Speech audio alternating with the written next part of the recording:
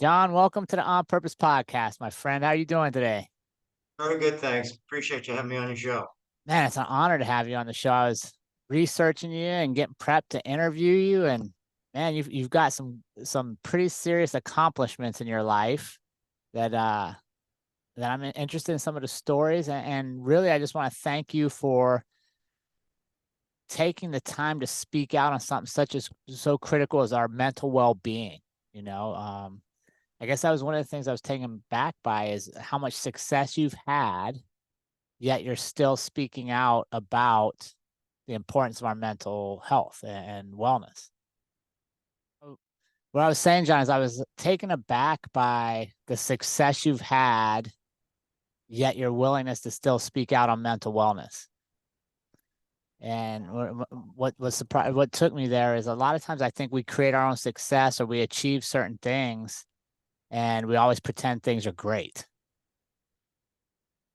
And I love that you went back and said, no, things always haven't been great in my life, and I've overcome a lot of it to get here, and now I'm going to share my story. So I want to commend you for being willing to do that, and I look forward to this episode. Thank you. Appreciate the kind words. But before we get into the purposeful stuff, John, we got to start with a little warm up for our mind here, and I like to let the audience know who John is. So let's start with this. You're on a deserted island. You're going to eat one thing the rest of your life. What would John want to be eating? Wow. Interesting question. For the rest of my life, lamb shank. Lamb shank. That's a new one. I've not had that in over almost 300 episodes. I've never heard that one. What are you going to do with that? Eat it every day with a little, pasta with it. All right. You get a superpower. What would your superpower be and what would you do with it? Well, if I had a superpower, not to make a parallel to Jesus or anything, but I would love to have healing power to take away the pain of people suffering, and heal them if they have a disease that's incurable and give them a better life. Nice. That's a good one. What's your favorite book? Except the ones I've written. Well, I mean, that could be your favorite too, I guess.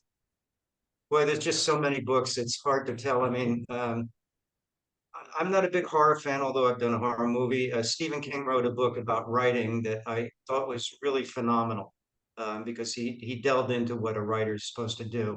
Um, there are so many books that on mental health that I really like, some very lighthearted stuff. The Da Vinci Codes I thought was outstanding. The list can go on and on and on. You did the Da Vinci Code. What did you find outstanding about that? Just the possibility of where it led to. I mean, nobody can trace the lineage of Jesus, let's say, and the whole Right. spirituality of it. And to think that there might be a descendant that's still alive that has his bloodline, kind of fascinating. I mean, we'll never know the truth of it. There's a new scroll that just been discovered recently that may upset the whole idea that Jesus was crucified. And they're saying that this particular scroll that's I can't remember how many thousands of years old, says that it was Pontius Pilate that was crucified and not Jesus. So there's a Ooh. lot of conflicting things about it. So to have that lineage would be really cool to talk to somebody. Yeah, that'd be good. All right, well then that leads into this question for you. You get to have dinner with one person. They could have passed or still been alive. Who do you have dinner with and what do you want to learn from them? Not to sound pedestrian, but I'd love to have dinner with my mom. Yeah. And she was very colorful in her life, strong as nails. She made some decisions that I don't know if I could have done in her position, but it was necessary. And I guess what I would learn from her is her strength, why she could go through what she went through and still come out a happy person and full of love. I mean, when my dad died after my third birthday, she was pregnant with a fourth kid, Miska. And excuse the noise, we got painters outside. Um, and she still managed in an impoverished neighborhood to feed three kids and get us into a middle class neighborhood. So her strength is just beyond my understanding. I love it. And as a show that loves our moms, that's a great answer right there. Our mom audience is gonna they'll like that one. What so let's just go into that. Your father passes at 3 years old. And I like how you said, I was reading one of your things that you said you were growing up in a ghetto, which was an unforgiving neighborhood. Yeah. What what was that like for you at that moment? Well, to be candid, I have to go back to the mindset of what I was like as a child, not looking at it as an adult. And as a kid, I think people forget how resilient kids are. So I didn't really realize what I was living through. All I knew is I was out on the streets causing trouble and getting into all sorts of mischief. And it just seemed all normal to me. And it wasn't.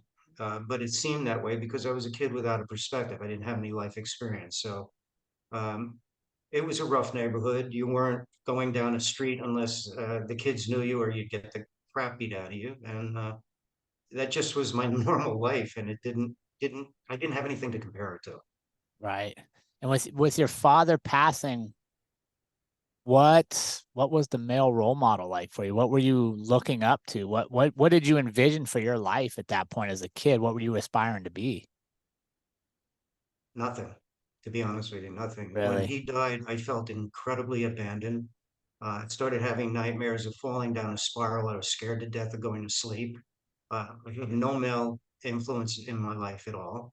And I had to kind of develop my own masculinity on my own. And it was a long, hard process that were implanted along the way.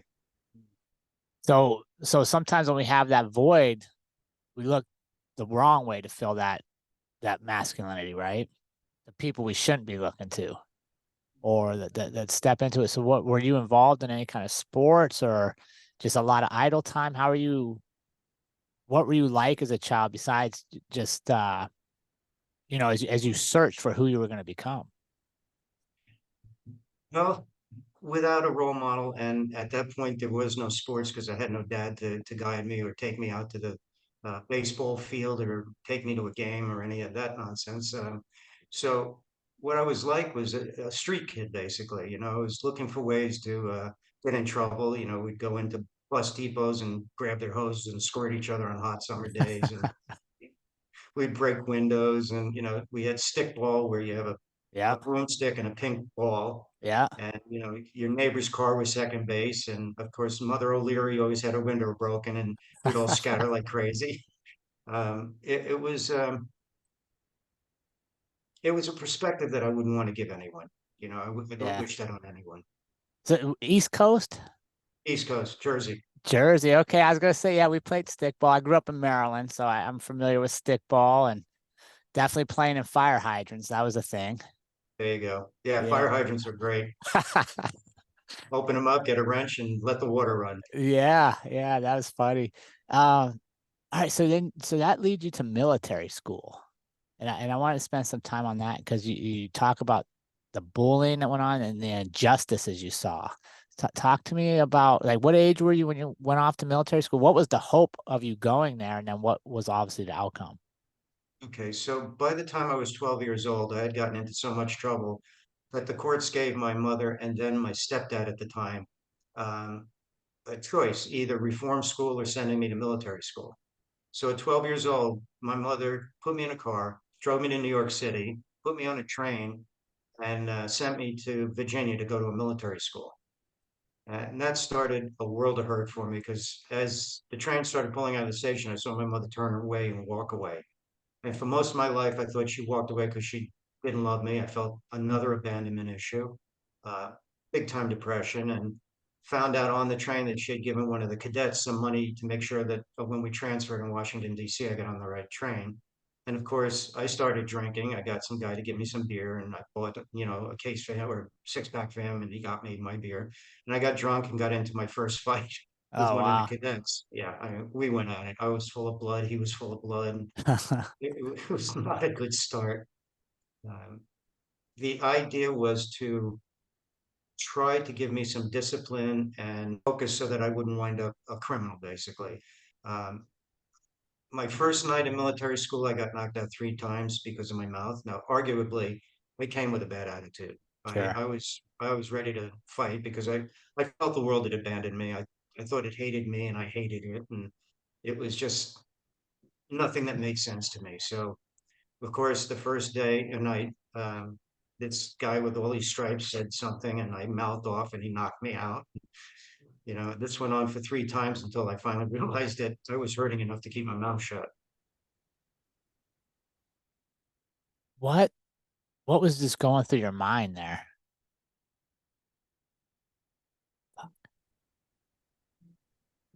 What was going through your mind as you were, in these physical altercations? Like how long were you supposed to even be there? Did you have an idea? Well, my mother and stepdad had envisioned me going from ninth grade all the way through graduation. Ooh, And yeah, and believe me when I tell you, after the third year, I turned to them and I said, if you put me on that train, I promise you faithfully, I will jump off the train and you will never see me again. And they took me serious. They understood that at that point I had had it.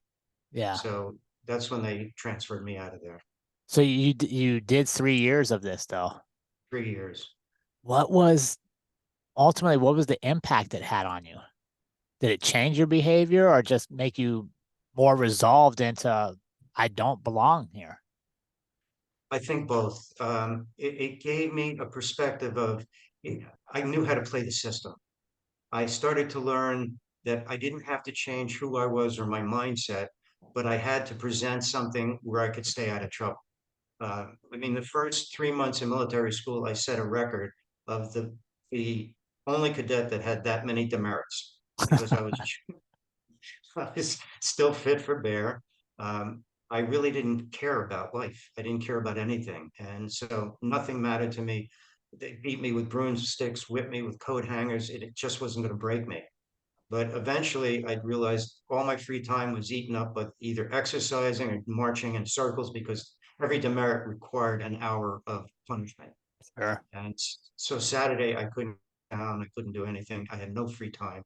And I just spiraled. I just got so depressed about it. Then I woke up one day and said, okay, I'm going to beat these idiots at their own game. Mm. So I started playing the game. I got out of all the demerits, and um, one of the drill sergeants saw me messing around with my rifle one day, and he said, "Hey, you look like you're pretty comfortable with that." I said, "Well, I used to swing a broomstick, in circles and stuff, so this is just another broomstick to me." And he said, "Would you like to join the drill team?"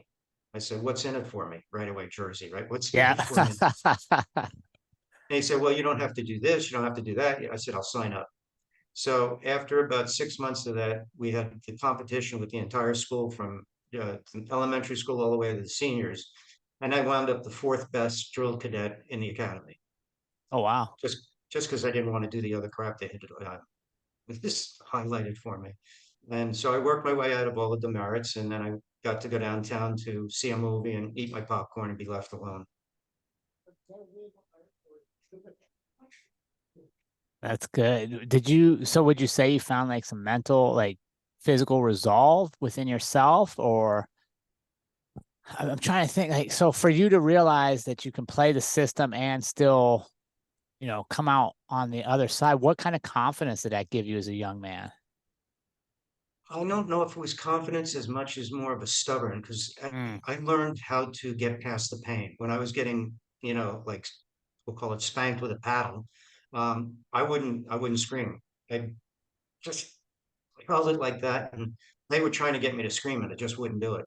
So I would rather have had all the pain and not say a word just to give them the satisfaction. So the strength became one of endurance and a willingness to fight through the pain, just to not give up who I was. And at that point, I didn't know who I was, but I knew that what they were doing to me wasn't who I wanted to be. That's powerful. So 3 years, you don't go back for the fourth year. No, no. Where does that take you in life? Took me to a private school. Now here I am thinking, okay, this is my first day of private school. I'm in a jacket, school jacket and stuff, but no military school. And I'm sitting there minding my own business, smoking a cigarette. Now I'm 15 years old at this point. And the 6'2" guy comes up and he says, "Hey, your name Callas?" And I look up and I'm thinking to myself, "Oh God, please don't start this all over again." I said, "Yeah, yeah, yeah." He says, "You're the kid that went to military school." I said, "Yeah, I am." He said, "Did they teach you how to kill?" I said, yeah, but it's nothing that I use as my resume piece. No, I mean, and he said, well, stand up. I want you to kill me. Oh, And I looked at him, I said, look, I really don't want any trouble. Like, clearly you're really tall, you're really big, and you could probably beat the crap out of me. So why don't we just say that you win? Can we leave it at that? He wouldn't. So for 3 years, he would push me, spit on me, call me a greasy Greek. And he humiliated me in front of the whole school every chance he could. I spoke to the headmaster multiple occasions, said, look, I'm telling you, I've got a really bad temper. And if I lose it, I'm not going to be responsible for what I do to this kid. You sure. need to control him. And he said, well, we're trying to help everybody. There's not much we can do. We've spoken to him. And I said, you're on notice. I'm telling you now, I can be pushed and pushed and pushed, and someday it's going to snap. So what led to that is the coach of soccer came up to me and he said, why aren't you playing any sports? And so he got it out of me about my dad and the fact I hadn't. And he said, why don't you learn to play soccer? I said, coach, I really appreciate it, but sports, no, it's not my thing. He said, you can't live life like this. You got to get out and do some sports. Mm. So I got out and started playing soccer. And I'll get back to it in a second, but what I wanted to do is go to the next step, which is my chemistry teacher came to me and says, hey, you want to get an A in chemistry? I said, sure. Why? He goes, good. You're on the wrestling team. I said, oh, I don't want to be on the wrestling team. And then my hockey coach did the same thing to me. So uh, as it turned out, I became undefeated in wrestling and a really good defenseman. And then going back to the soccer, my third year playing soccer, I was up for co-captain of the team. And this tall guy stands up and says, we can't have him. He doesn't even stand up for his own rights. And I snapped because I really wanted to be co-captain. I said, look, jerk, anytime, any place. And he said, right now. So I ran up to him and he punched me, knocked me down. I got up. He punched me, knocked me down. I got up. He punched me, knocked me down. As I'm getting up, all the adrenaline went to my head and I thought, oh dear.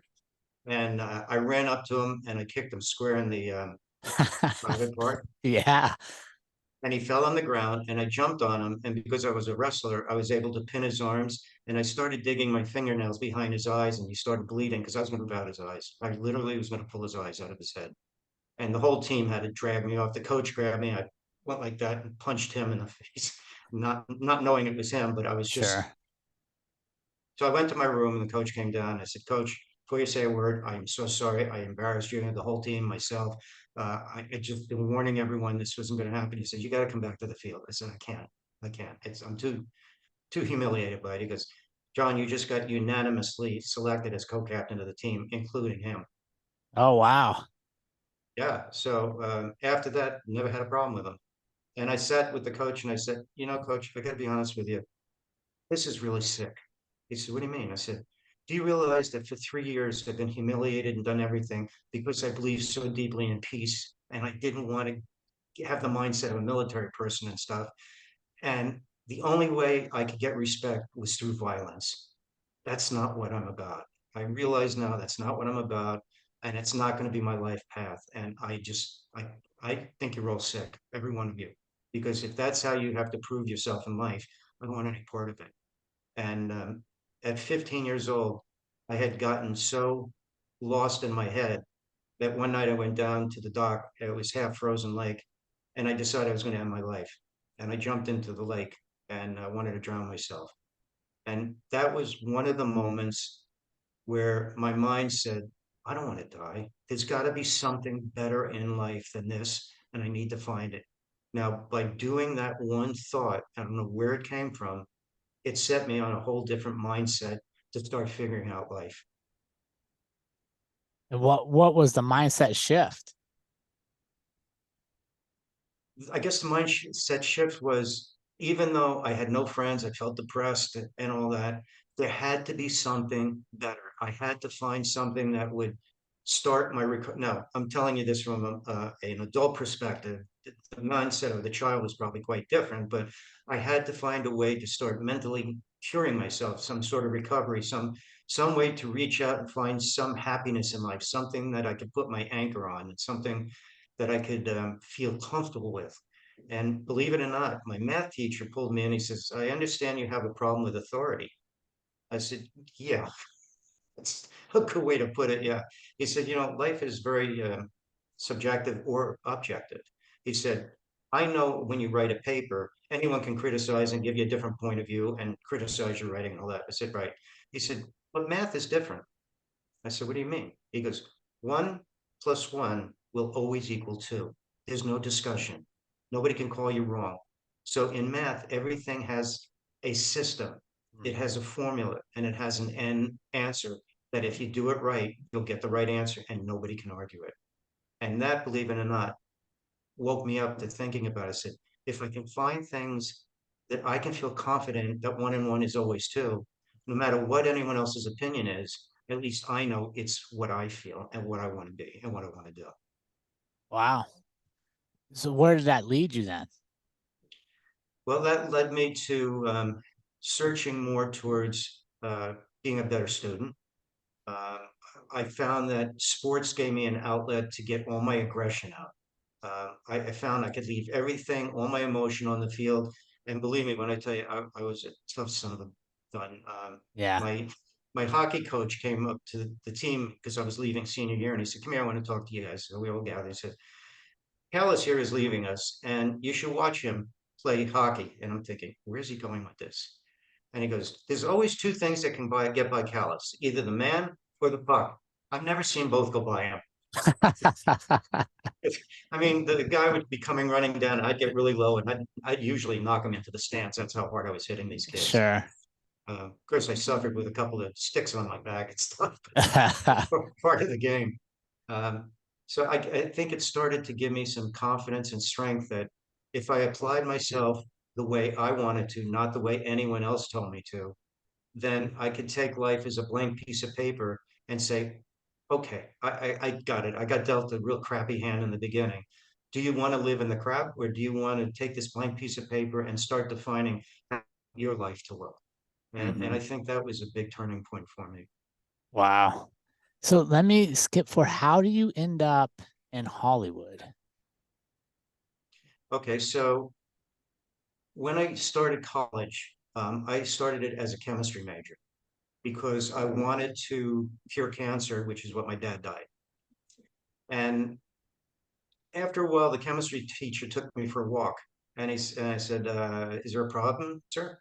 He says, "No, you do 3-hour labs in 45 minutes, and you're the best student in the class. And I've already spoken to the academic department. You're not any longer in my class." And I said, well, "I'm sorry, I'm a little confused here. Why? What is that?" He goes, "So I'm sitting on the grass, and this African American friend of mine came over and said, 'What's up, John?' And I told her, and she goes, 'Well, you want to help me?' And I'm thinking, well, I have nothing better. I thought she wanted me to move some furniture or help her with that, right? She took me to the theater, and I said, "What am I doing here?" She goes, "Well, we need help reading some lines." I said, "I'm not an actor." She goes, "No, just read the lines. It's okay." So about a half hour into that, I turned to the director and said, "Hey, I gotta go. I gotta go do my homework." He goes, "You can't leave a rehearsal." And I looked at Liz, and she's got this big smile on her face. I said, "What do you mean rehearsal?" He goes, "Oh, you're playing the leading man in this play." I said, "Oh, no, I'm not." He goes, "Yeah, oh, yeah, you are." So and I looked at Liz, she goes, "Give it a try." And after the first rehearsal, the cast came around me, we all talked, and it was another one of those moments where I said, wow, I found people I can relate to. They're all talking about how the characters work, and they made me feel like I was part of a family. And so from there, I went to Colorado to a college which offered the University Without Walls, which if a kid knew what he was doing, you could structure a curriculum that fit your needs. Mm. And the head of the department took me under a wing and got me an internship at a theater in Denver.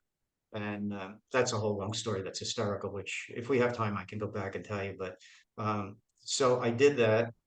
And then I moved out to LA to do my master's degree in theater. And I took a minor in filmmaking with a woman named Chick Strand, a very well-known documentary filmmaker. And I did this little 8 millimeter film, which was required. And she said, "John, stay after class." I thought, oh, good. No, I'm thrown out of filmmaking, right? And she goes, "I know you want to kind of look at being an actor." I said, "Yeah, I'm looking at it." She goes, "Nah." I said, "What do you mean, nah?" She goes, "You've got too good an eye. You're either a director or a director of photography. Trust me on this. I've been at this a long time." So I went back to my um, head of my department who was getting me through my master's degree. And I said, hey, this is what's going on. What do you think? And he said, makes sense to me. You've got the mind. You just need to figure it out. And from there, I met a guy while I was doing my master's degree in a little restaurant. He was all dressed in white, and everyone was laughing at, that he was all in white. And he came over and sat next to me, and he said, "What are you doing?" I told him. He's like, "Hey, can I come see the play?" I said, "Sure," because I was doing a play for my master's degree. And about 6 months later, I asked him what he did in life, and he said he was an art director in film. So he got me on a set, and the guy that came over to me on the set turned out to be Harry Wallman, who was the original stuntman in The Hunchback of Notre Dame. And he had me in his van wrapping primer cord, which I didn't know what it was. And I said, "What is this stuff?" And he goes, "It's an explosive."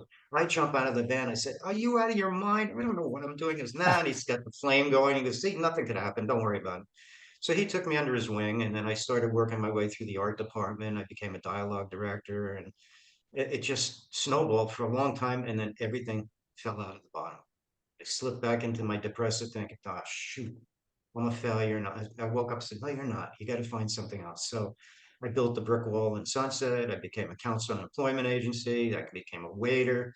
And then a production manager came in and started laughing because he saw me as a waiter. I said, "I got a tray full of food. You can wear it if you keep laughing." He Yeah. said, he said, "I'm starting a picture. You want to be the prop master?" I said, "Sure." So after that, I never turned around. I just started working different jobs and worked my way up. That's fascinating. How did so it's interesting when I listen to your story, John, is all the different people that reached out to you at times that maybe you weren't believing in yourself, right? To open a door for you, to kind of guide you through it. And I think that's so important for our community to understand is one, to be open to receive, right? Because and what I've done episodes on this where I talk about some of the best things in our life aren't really our plans. Maybe our Right. plan isn't what's best for us, but somebody else sees something and guides us, and all of a sudden we have a whole new plan that we didn't even know was possible. And then on the flip side, I also like to share the responsibility of looking out for somebody else. When you see that youngster that's pushing away, you see the person that used to be bubbly and part of the crowd that now isolates themselves, that steps aside. Like, let's not let people stay out there. Bring them back in. Right? Open Yeah. the dialogue and include, because right, like you said, you could put a smile on your face and pretend everything's all right, but inside you're hurting. And a lot of times all it takes is one other person to come up and ask you what's going on or to share with you to bring you out of that. Yeah. I agree. And I But love that. Go ahead. I'm sorry. no, go ahead, please. I love, reading your bio, who you've worked with and stuff, but I really love that you go back to, hey, I wasn't always good. And let me share with you some of the times I'm not good. And that's in your book, your current book, because I know you write quite a few, When the Rain Stops. And I wanted to ask you about what brought you back full circle with all the success you've had and all the influence you have now. It'd be easy to sit back and not feel responsibility to share this. What made you want to share it at this stage of life? I guess what started it was I felt I needed some help. I had more answers or questions than answers. And so I started therapy. And the therapist I walked into, I told him what was basically going on. He said, "Why don't you just write a few pages about what Mm, happened and let's talk about it." So I did. I handed it to him. The next session, I walked in. He had tears in his eyes and he hugged me. He says, "I have no idea how you turned out like this." I said, "Really?" He goes, "With what you started life with, chances of you coming out like this are really rare." And he says, "I encourage you to keep writing." So I did. I started kind of almost like a journal. And the more I wrote, the more I thought, well, maybe there's something in here. And so I talked to a friend of mine who's a really skillful writer and an editor. And he said, "Why don't you just write the whole thing out? I mean, you're at an age where you have a perspective." So I started writing it. And there were times where my wife would go by my office and I'd be crying like a baby. And she'd say, "You okay?" And I said, "Yeah, I'm trying to relive it as the child instead of having an adult view of it, which would be a different truth." right. Uh, and when I said that to her, I realized I needed to have two voices in the book.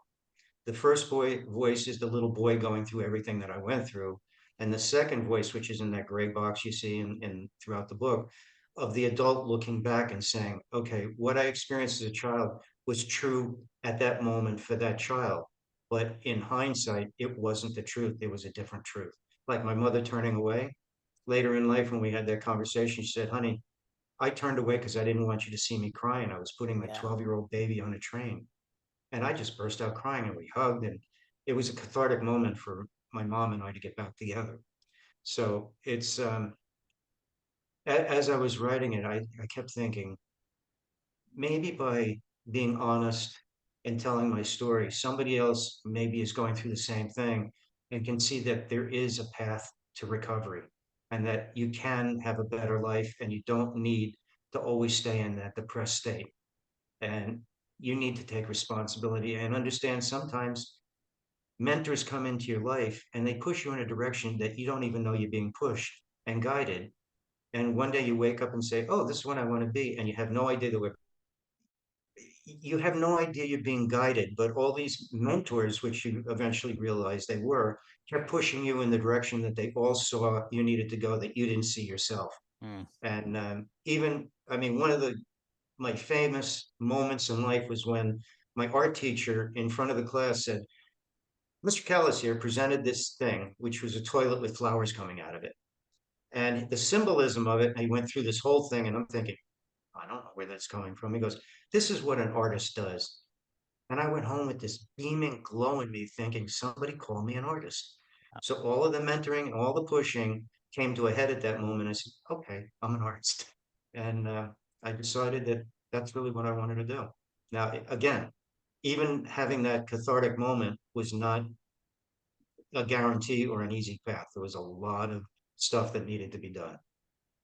Yeah, and I think that's the beautiful part, right? Is you didn't go into this looking for answers for an easy path, but what you found is you found yourself and you found an identity of, okay, I can be an artist. Now all the hard work makes sense to you because it's you.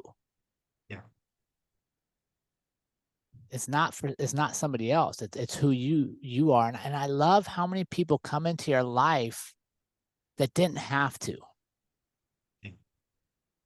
And in my book, that I mean, my whole book is sharing stories about people that come into my life and played a role to really shape who I am. And I think it's so, I think one of the greatest things we can do in our life is give back to them and say thank you and share their stories to inspire somebody else to give to somebody else. So Greatest gift, what would you, greatest gift. if they were listening, if the hockey coach, the chemistry teacher, all of them that gave you, what would you say to them right now? Of life. Thank you for guiding me in the direction I need to be guided. And thank you for not giving up on me Mm, when I gave up on myself. I love that. And that's because what I was thinking too, working with young adults and high school students specifically. I had a mentor that told me when you see like a teenager pushing you away, they're testing you to see if you'll quit on them. And if you look into their life, a lot of people have given up on them already, whether it's family, friends, former coaches. So when they push away, it's not because they don't want to belong. It's not because they don't want to feel love. It's because they want to test you to see if you'll quit before they commit to you. I did that with my wife when I first married her. I'm being real serious. I unconsciously kept pushing her away, pushing, and she wouldn't go. And October 12th this year, we're celebrating our 32nd anniversary. So, Congratulations, my friend. yeah, well, we should congratulate me and offer her condolences. She taught me unconditional love, and it became a very deep part of my life because of her encouragement and never giving up. Ah, fantastic. Let me ask this. Did you have any reservations about speaking out about mental wellness or specifically sharing your story and having any repercussions within the industry you're working or the roles you'd be able to get? Absolutely none, because everything I speak about is from my heart. It's honest, and if there's one thing I've learned in life is if you say something honest and people want to come at you, those are the people you don't want to be near. For I sure. cannot put up with fake people, negative people, vitriolic people. So if somebody wants to criticize me for coming forward and trying to help other people, then they're really not the kind of person I want to be around. Yeah, no, I 100% love it. And I wanted to get that out because I think there are probably people listening to this episode somewhere in the world that are like, I want to speak up or I want to share my story, but I'm hesitant because what somebody else is going to think, what maybe the job won't like that I said this, or somebody won't like, and that's what I tell them too is if they don't like you because you're sharing your story, they probably shouldn't be in your circle of influence anyhow. Having said that, I think there's a way to share your story without pooping on somebody else's. Hmm. Like, for example, the military school. I had the worst 3 years of my life. But on other podcasts, I've made this statement saying there are kids that went to that school, same school, that wanted to be military career kids, and they absolutely loved it there. They couldn't wait to get up and put the uniform on and go out and march and all that. And to them, I say, God bless you. Yeah, If that's what you want in your life, you should pursue that. It wasn't a fit for me. yeah, So, in any given situation, if you find yourself like that and somebody's criticizing you, just say, hey, thanks very much. I have a different spin on it. I'll talk to you later and walk away. There's yeah. no reason to talk to a brick wall. No. And what I love is, John, when your light shines bright, you attract others who are shining bright. There you go. And that's what we're after, right? If we all have good conversations and share our stories and admit we're human, that we're, even though I have success on the outside, on the inside, I'm still a work in progress. When we talk about that stuff, we just make our little piece of the world a little better. Yeah, and I also think it's especially important for men to do exactly what you just said, Mm, because often we're raised with, come on, you're a man, you're not supposed to cry, you're not supposed to have emotions, suck it up, move on, and all that. And it's not the right messaging. We're human, we have emotions, and we're entitled to share them, not only are we entitled to share them, we need to share them, need to share them. We need right? to talk with each other. We're brothers in arms. You're fighting that sun, huh? Well, it's crazy because it was pouring rain when I started. Now all of a sudden the sun came out, and You're, I you're got very angelic. yeah, I don't get told that very often. There So you go. angelic and me don't usually go in the same sentence, but I'll take it today. Yeah. I'll take it as I sit in the woods in Oregon talking to my friend John. Um, I wanted to get something from you on the Hollywood side, not necessarily the names and stuff. I think while it's impressive, what did you learn from being around people at such a high level, like that are so good at what they do? What did you learn from that? Well, I think what I learned mostly is that most of us put celebrities in a very high esteem and almost on pedestals. What I learned very quickly is they have a job to do. It's called acting, and they're doing their job. They do it very well, but they also put on their pants the same way I do. Mm, They eat food the same way I do. And I found 98% of all of the top celebrities I worked with were human beings. love A it. couple of them were divas, but you got to expect that in any business. Yeah. Nobody's going to be perfect and all that, but um, I never, I never got hurt by any of them. I always looked at them as human beings. And if there was one moment that maybe I was the most embarrassed in my life, I was asked to bring an envelope to the gym where Robert De Niro was rehearsing his fight scene for Raging Bull. And the executive producer said, John, give this to De Niro and wait for an answer. I said, okay. Now, again, I'm not awestruck with anyone, but De Niro, for some reason, it was like, oh my God, Oh this is yeah. the top of the top, right? Yeah. So I held the envelope up and he held his glove up. He said, yeah, a minute, let me finish. So he finishes. He's unwrapping his glove. He pulls it out, puts his hand out and says, hi, what's your name? And I'm shaking his hand. I go, Robert De Niro. Now, at that moment, he could have said something. He smiles. He goes, no, no, that's my name. What's your name? And I just about wanted to crap my pants. I was so embarrassed. I said, hi, John Callas, here's your envelope. Gotta go. And I started walking. He goes, wait a minute. Don't you need an answer? I said, oh, yes, that's true. And he kept smiling at me. And he didn't make me feel like crap. He recognized at that moment what was going on. Mm. And it was kind of a embarrassing, but really cute moment for me. He's one of my favorite actors. I could watch him in dang near any show he's in and just be amazed. He's incredibly skillful. What, and then follow up to that question is, what did you teach them, do you think? Well, there's another instance on Raging Bull that the actress on it, I don't want to mention her name, but you probably figured it out, was her first day on the set. And because they found her as a waitress and they said, "Oh, you got to play this part." Okay. And so, yeah, so she says, "Excuse me." And I said, "Yes, can I ask you a question, please?" I said, "Sure, what?" She goes, "Is there any chance I can get a cigarette?" I said, "Yeah, let me go get you one." So I gave her one. About a week later, I heard her saying to some PA, "Hey, you, come here, go get me a pack of cigarettes." And I went in her dressing room and I closed the door. I said, "Excuse me, but what happened from that sweet woman to you becoming a raging bitch on the set?" And she looked at me and said, "What?" I said, "You don't treat people like that. These people are here to support you 100%. They'll do whatever you want." And she just went, "I am so sorry." She said, "I've just been caught up. I mean, if you sneeze, somebody's there with a tissue. If you need a cup of coffee, they're there stirring your coffee and almost feeding it to you." She said, "I just got lost." And I said, "It's an easy power drug to swallow. It's also a very difficult power drug to show humility." So I think she learned that from me.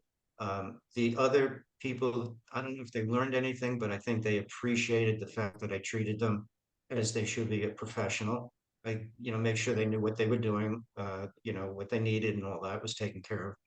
And I never, "Oh my God, you're Mel Gibson. Oh my God." None of that stuff. It's like, "Hey Mel, nice to meet you. Hey, would you like a cup of coffee or anything?" He said, "No, I'm cool, thanks." I said, "Okay, I'll come get you in about 10 minutes when we're ready." And it was that kind of flow and easiness that I think they appreciated. I love it.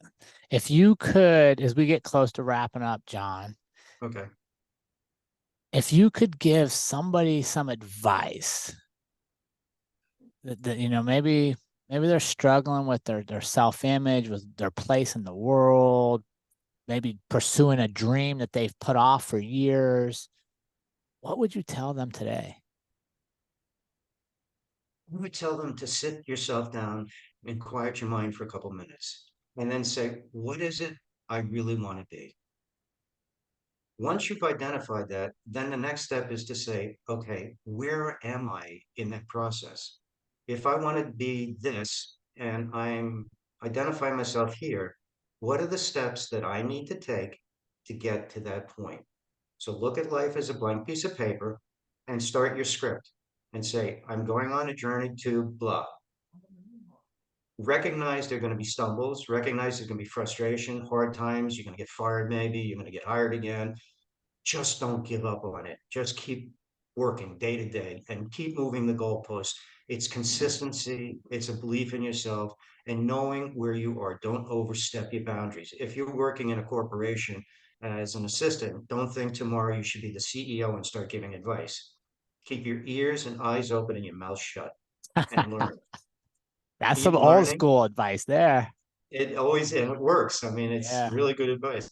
So I would say accept help. Don't be afraid to go to therapy. Don't Mm. talk to your friends about, what you're going through because they're going to be useless to you. And, you need a professional mental health practitioner to help you through some really difficult stuff. And they will unwind things so you can understand it better from your own perspective and what your needs are. And just keep working at it. Don't give up on yourself. And if you really fall into a pigeonhole, uh, send me an email and I would be more than happy to help you through it. Mm. I love it. Well, let's go there. Where can we connect with you, John? Where can our community find you to support you? Obviously, the book When the Rain Stops is out on Amazon. It is. Where else can they connect with you? Well, I'm on all social medias. I have a website, johncallas.com, and it has my entire background so they can see what I've done. I've had people call me and say, "Hey, I want to be in commercials. Can you give me advice?" So I talked to them about that. One woman from Instagram called me and said, "I'm really having a bad day and I don't know what to do." And we talked for about an hour and a half. And she was crying at the end and said, "I feel like my mother who died years ago just was you channeled her. You're Mm. giving me the exact advice she would have given me." So make a difference in other people's lives and you will have served and you will be served. And there's nothing better than to wake up one morning and say, yesterday I helped somebody and their life is better because of it. John, I want to thank you so much for spending time with us today, and more importantly, for sharing your story to help people around the world, and to pay thanks to all those that invested in you. I think that's one of the greatest things we can do. You're very welcome, and I hope your audience gets some benefit out of it. No doubt they will, John. Thanks so much.